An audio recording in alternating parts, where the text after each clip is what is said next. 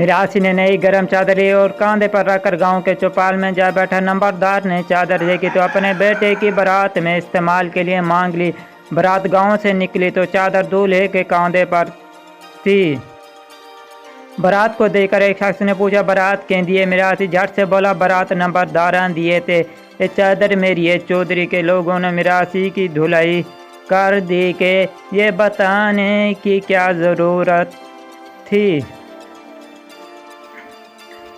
बारात थोड़ी और आगे गई तो सामने आते एक शख्स ने पूछा, बारात के दिए? मिरासी जल्दी से बोला, बारात नंबरदार दिए थे। चादर भी उन्हें दी अपनी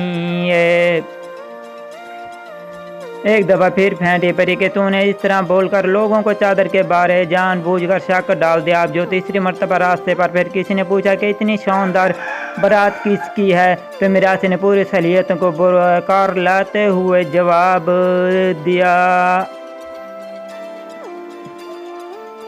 कि बारात नंबरदार की है, लेकिन चादर दा मैंने बिल्कुल भी पता नहीं। मिरासी को फिर मार पड़ी कि इस मामले में आइंदा मुंह खोलने की ज़रूरत नहीं। बारात फिर चल पड़ी। कुछ दूर जाकर एक बुजुर्ग खड़े थे। उन्होंने पूछा, बारात के दिए? मिरासी सीखते हुए बोला, ना मैंने बारात का पता है, ना इन्हीं चादर दा। मेरी वीडियो पसंद आई है तो चैनल को सब्सक्राइब कर लो।